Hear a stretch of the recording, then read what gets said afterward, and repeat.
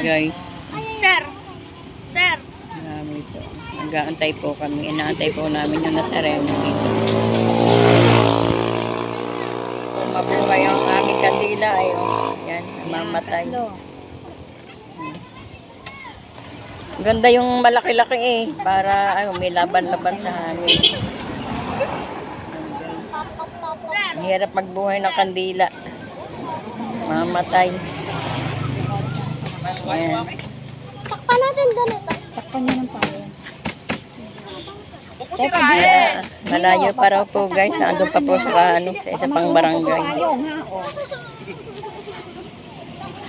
Nasa Kabulusan pa pala. Wala pa sa Pasarian na, papasok na daw ng place.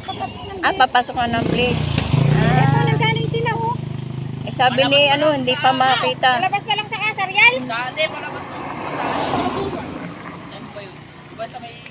Palabas pa lang. Palabas pa lang daw. Eh, kasi sumama na daw yung mga tao maglakad. Kaya ang bagal mo. Sacrifice daw hanggang Sama na sila. Paano tayo sasama? Eh, yung dalawang ligalig. Problema ko yung dalawang yan eh. Hilap yan. Okay na yun. Basta nakaangka sa buon. Hindi, nagdala ka ng panyo.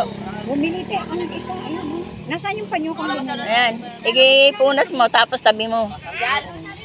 Sana nga, dalawa eh. Walang dalang pera kanina. Inutan ko pa kayo dito.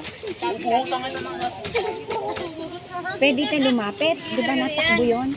Oo, may mga taong nasa tasakyan. Ihagis mo yung towel mo para ipunas nila sa mahal na poon. Ipapasok na lang na. Ito yung akin naman ngayon. Papagay natin na kay Tito J. Wala niyo ko sino yun. I don't know. Sige. Yeah, pati yun. Naragligo. Ayun naman. Oh, wait it. Baka naman masunog yung payong ko. Tayo. Ba, talaga ikaw. No, namatay din naman. Ako yan. Pabayaan mo. Wait lang. Sino yung mataba? Ay, mas hindi na.